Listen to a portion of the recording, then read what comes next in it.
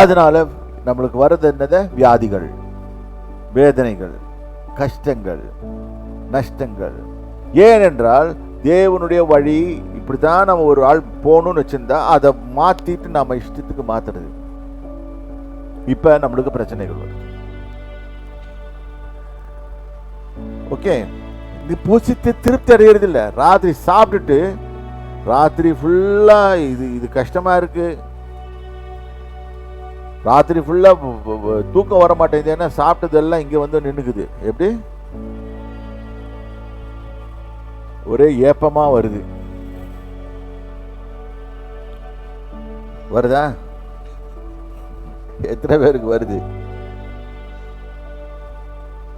உங்க நல்லதுக்கு தான் சொல்றேன். சீக்கிரமா சாப்பிட்டு சீக்கிரம் படுங்க. அதுல ஐயா, நீ நீடித்து வாழணும் என்றெல்லாம் நீ இப்படிதான் நடக்கணும். இல்ல சீக்கிரம் போகணும்னு நினைக்கிறியா? இந்த காலத்து மனுஷர்கள் என்னது ஜென்சி கிட்ஸா என்னென்னமோ சொல்றாங்கப்பா. ஜென்னா ஜிஎன்இ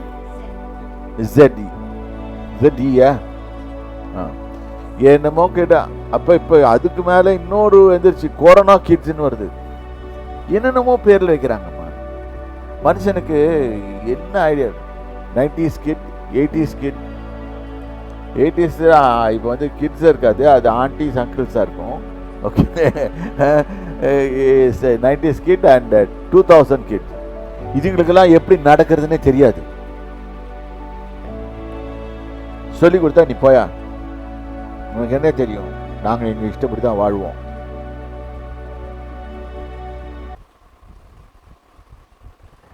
என்ன இதுல முதல்ல கண்டுபிடிக்கணும் அவங்கன்னா, இதுல வந்து தேவனாகிய கர்த்தர் தான் முதலிடம். அந்த தேவனாகிய கர்த்தருடைய முதலிடம் கொடுக்காம நீங்க இஷ்டப்படி அவர் சொல்றபடி கேட்காம. ஏன்னா நல்லா புரிஞ்சுக்கோங்க, உங்களை சிருஷ்டித்தவர் யாரு? சொல்லுங்களேன், வாயை மூடிட்டு இருக்கிறீங்களே. தேவனாகிய கர்த்தர். எத்தனை பேரு நீங்கள் தேவனாகிய கர்த்தரால் உருவாக்கப்பட்டவர்கள் நம்புறீங்க? சில பேர் இல்ல நானே உருவாயிட்டு வந்துட்டேன் அப்படின்னு, நானே போய் எங்கள் அம்மா வயிற்றுக்குள்ள உக்காந்துட்டேன், நான் வந்து எங்கள் அம்மா வயிற்றுக்கிட்டு வெளியே வந்து டபான் விழுந்துட்டேன் அப்படின்னு சொல்கிறவங்க கை தூக்குங்க. சொல்லுங்க, தாராளமாக சொல்லுங்க. இதில் எத்தனை பேர் சொல்கிறீங்க அவர் தான் என்னை உருவாக்கி பூமிக்கு அனுப்பிச்சு வச்சார்? அப்போ மேனுஃபேக்சருக்கு தெரியும் பெட்ரோல் எங்கே போடணும்னு. கார் மேனுஃபேக்சருக்கு தெரியும் பெட்ரோல் டேங்க்ல பெட்ரோல் போடாம கூலண்ட் படுத்துற பெட்ரோல் போட்டா என்ன ஆகும்? பத்திட்டு. இன்னைக்கு நம்ம உடம்பெல்லாம் பத்தின்னு எரியுது, எல்லாமே பத்திட்டு எரியுது. காரணம் இப்படிதான். இப்படி எல்லாம் எங்க போய் எதை பண்றதுன்னு தெரியாம இஷ்டத்துக்கிட்ட வாழ்றது. இதனால்தான் பிரச்சனைகள். நீங்கள் திரளாவிதத்தும் கொஞ்சமா அறுத்து கொண்டு வருகிறீர்கள், நீங்க புசித்தும் திருப்தியாகவில்லை. அப்படின்னா உடம்புல எதுவும் ஒட்ட மாட்டேங்குது. சில பேர் பார்த்துப்பீங்க, டுவாஃபா இருப்பாங்க. அவங்க ஜெனட்டிக் ப்ராப்ளம் சொல்றாங்க. Okay, to a certain extent okay. அது நிறைய பேர் ஹைட்டு வளராம பார்த்துருவாங்க. ஏன்னா சாப்பிட்டு இருக்க மாட்டாங்க, சாப்பிட வேண்டிய வயசுல சாப்பிட்டு இருக்க மாட்டாங்க. இதனால பிரச்சனை. திருப்தியாகவில்லை, குடித்தும் பரிபூர்ணம் அடையவில்லை. இது குடித்தோன்னு உடனே நினைச்சிடாதீங்க தண்ணி அடிச்சிட்டுன்னு. இது ஒரு செட்டு குரூப் நம்பிடும். இன்னைக்கு கிறிஸ்தவ கோயில்களில் என்ன நம்புறாங்கன்னா, ட்ரிங்க்னு சொன்ன உடனே தண்ணி, இதுவும் ட்ரிங்க் தான். இதோ கொண்டு வச்சிருக்காங்களே, இதுவும் ட்ரிங்க் தான். இது ட்ரிங்க்னா என்ன? தண்ணி.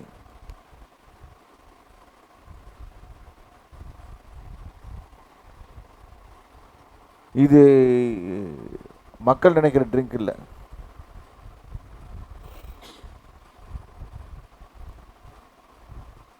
வேதம் அதுக்கு ஆப்போசிட்டா இருக்குது.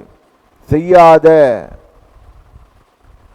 கர்த்தர் நீ குடித்து கொண்டு ரோட்ல ஆட்டம் போட்டுட்டு போறதுக்கு அவருக்கு நீ பிடிக்கல. அவர் நீ நிம்மதியா வாழணும், சந்தோஷமா வாழணும், வெற்றிகரமா வாழணும், இப்படிதான் அவர் விரும்புறாரு. திருப்தி அடையவில்லை. நீங்கள் வஸ்திரம் நீங்கள் வஸ்திரம் உடுத்தியும் ஒருவனுக்கும் குளிர் குளிர் விடவில்லை. வெளியூரில் போயிட்டு நாங்கள் அமெரிக்காவில் இருக்கும்போது எங்களுக்கு வஸ்திரம் போட்டிருக்கோம், ஆனாலும் குளிர் விடலை உண்மையாகவே. ஏனென்றால் அங்கே குளிர் அதிகம். 1 டிகிரி 4 டிகிரி 3 டிகிரின்னா எப்படி இருக்கும்? பின்ன போர்வை மேல் போர்வை போற்றி இந்த வயசான காலத்தில் எல்லாத்தையும் அதெல்லாம் கவர் பண்ணிட்டு தான் போகணும். அப்பவும் தாண்டி கட கட கட கடை நடுங்கும், வாயெல்லாம் நடுங்கும். இன்னும் கொஞ்ச நாளில் போனால் டிசம்பர்லலாம் போனால் மைனஸில் போய்டும். இப்போவே மைனஸில் போகுதுன்னு கேள்விப்பட்டேன். நம்ம ஊரில் அதெல்லாம் கிடையாது. கர்த்தர் நம்ம நல்லா வைத்திருக்கிறார், நிம்மதியாக இருக்கிறோம். ஆனால் இங்கேயும் சொல்கிறோம் எங்களுக்கு எதுவுமே சரியில்லை. இது நீ சும்மா இருந்தால் கூட உன் பாக்கெட்டில் இருக்க பணத்தை ஆட்டையை போடுறதுக்காக என்ன பண்ணுறானுங்க, எனக்கு கூட அனுப்புகிறானுங்க. என் ஃபோனை விட்டுட்டு வந்துட்டேன். என் ஃபோனில் நான் எப்போவோ வாங்கினது கடையில் போயிட்டு வான் ஹுசேன் இந்த மாதிரி கடைகள்லாம் இருக்குது, பெரிய பெரிய கடைகள்லாம் இருக்குது. அவனுங்க எழுதுகிறாங்க, யூ மிஸ்ட் யோர் பாயிண்ட்ஸ். நீ வந்து உன் பாயிண்ட்ஸை வாங்கிட்டு போயிடு. அதை வாங்கி என்னையா பண்ணுறது? அந்த பாயிண்ட்ஸை வாங்கிறதுக்கு ஓடுவாங்க சில பேர். அது எப்படி வாங்குவாங்க? கிரெடிட் கார்டை யூஸ் பண்ணி வாங்குவாங்க. இப்போ என்ன பண்ணணும்? கிரெடிட் கார்டு சுத்தமாக ஆட்டையை போட்டுடும். ஸோ உனக்கு கடைக்காரனாக்கி உன்னை ஒன்றும் இல்லாமல் பண்ணி.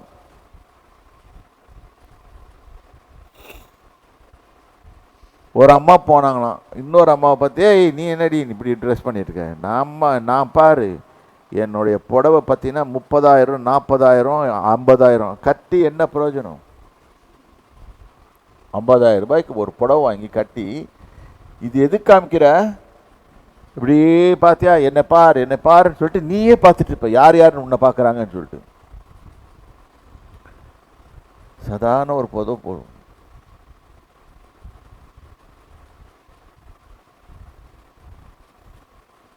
அவன் வாங்கிட்டான், அதனால நான் வாங்குவேன்.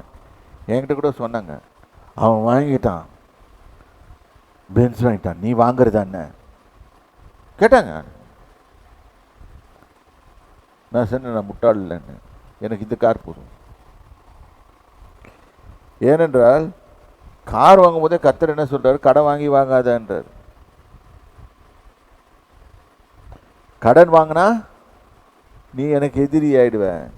நீ ஏனென்றால் கடன் வாங்குறவன் கடன் கொடுக்கிறவனுக்கு அடிமை. நீ பேங்கருக்கு அடிமை ஆகிட்ட, அதனால் என்னோட நீ சேல் பண்ண முடியாது, நிம்மதியாக இருக்க முடியாது. நீ ஜெபம் பண்ணால் அந்த கூரையை தாண்டாது. நான் ஓப்பனாக சொல்லிடுறேன். நீ கடன் வாங்கிட்டு இது ஒரு மெத்தடாலஜி. இப்போ கடன் அட்டைகள் அப்படின்னா என்னது சொல்லுங்களேன்? கடன் அட்டைகள் நான் என்னப்பா? என்னதுப்பா? கொஞ்சம் சத்தமாக தான் பேசேன், இந்த மைக்கில் வந்து பேசு. Credit card. Credit card. எத்தனை பேர் கிரெடிட் கார்டு வச்சுருக்கீங்க? அவங்க தூக்குறாங்க பாருங்க கிரெடிட் கார்டு. இந்த கிரெடிட் கார்டு படுத்துகிற பாடு இருக்குதே உங்களுக்கு, வச்சு வாங்கி விட்டுடும். இனிஷியலி 36%, அப்புறம் 60%, அப்புறம் 80% வட்டி. உங்ககிட்ட இருக்கிறதெல்லாம் ஹவுசிங் லோன், இந்த லோன், பர்சனல் லோன். இதை வாங்கி நீ வாழணும்னு அவசியம் இல்லை. அதுபோல நீ சேரு.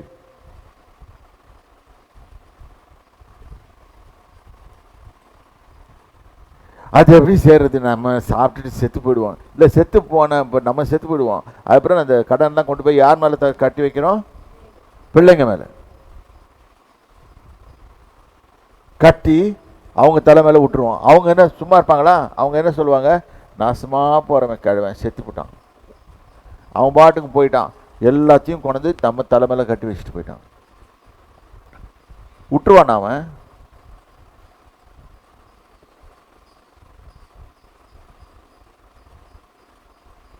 பர்சனல் லோன், இந்த லோன்.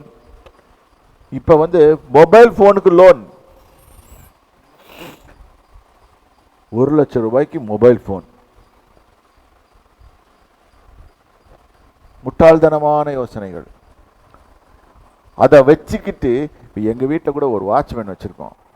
அவன் என்ன பண்ணுவான் தெரியுமா, ஒரு கேம் விளையாடுறான் இந்த மொபைல் ஃபோனில். அவனுக்கு இருக்கிறதே ஒரு பயங்கரமான மொபைல் ஃபோனு. அது வச்சுக்கல மூளை ஃபுல்லாக அது இறங்கிடும். அது இறங்கிட்டு என்ன பண்ணும், ராத்திரி ஃபுல்லாக இப்படி தான் பண்ணிட்டு இருக்கும். ராத்திரியும் பகலும், ராத்திரியும் பகலும். இப்போ இவனுக்கு படிக்க முடியாது, வேலை செய்ய முடியாது, எதுவும் செய்ய முடியாது, இப்படி உட்காந்துருப்பாங்க. அடிக்ட் ஆகிடுவாங்க. It's call addiction. எந்த காரியத்துக்கும் நம்ம அடிமைப்பட்டவர்கள் அல்ல. நம்ம யாருக்கு அடிமை? கிறிஸ்துவுக்கு. இதெல்லாம் வரும்போது அவர் தன்னால் விலகி போயிடுவார், வெசரப்படுவார்.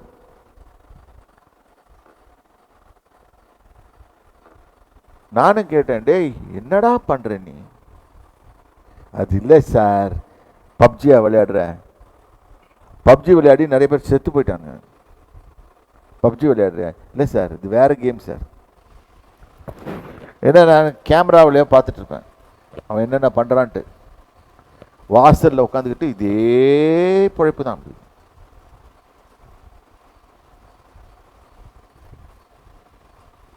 அவன் வயசுக்கும் வாழ்க்கையில் முன்னேறத்துக்கும் அடையாளமே கிடையாது. ஓகே, சரி. அடுத்தது குளிருடைய கூலியை சம்பாதிக்கிறவன் பொத்தலான பையிலே போடுகிறவனாய் அதை சம்பாதிக்கிறான். நீ 1,00,000 வாங்கு, இல்லாட்டி 2,00,000 வாங்கு, 15ஆம் தேதிக்குள்ளே எல்லாமே ஓடி போயிடும். ஏன்னா அவ்வளோ இஎம்ஐ ஃபஸ்ட்டு போயிடும். கர்த்தர் என்ன பண்ணுறாரு, நீ சம்பாதிச்சுட்டு வந்தோடனே ஃபஸ்ட்டு நல்லா புரிஞ்சுக்கோங்க, கர்த்தர் தான் owner. He is the owner, owner of everything, owner of the heavens and owner of the earth. இப்படி இருக்கும்போது அவர் சொல்லபடி கேட்கறதுக்கு தான் நம்மளை வச்சிருக்காரே தவிர்த்து நம்ம இஷ்டப்படி வாழ்றதுக்கு இல்லை. இப்போ வந்து நம்ம எல்லாம் கடன் வாங்கிடுவோமா, சம்பளம் வந்தோடனே ஃபஸ்ட்டு என்ன எடுத்துருவான், எல்லாத்தையும் எடுத்துருவான். கிரெடிட் கார்டு லோனு, அந்த லோனு, இந்த லோனு, இந்த லோன் எல்லாம் போயிட்டு 2,00,000 ரூபாய் சம்பளம் வாங்குறவன் கடைசியில் வரும்போது 50,000 ரூபாய் கையோட வருவான் வீட்டுக்கு. ஹவுசிங் லோன் எல்லாத்தையும் வாங்கிட்டு கடைசியில் இவ்வளோதோட வருவான். என்ன பண்ணுறது இதை வச்சுக்கிட்டு? 15 நாளில் அதுவும் பிள்ளைங்க வர கேட்கும், அதுக்கு வாங்கி கொடு, இது வாங்கி கொடு, அது வாங்கி கொடு, எல்லாம் கேட்கும், கடைசியில் இல்லாமல் போயிடும்.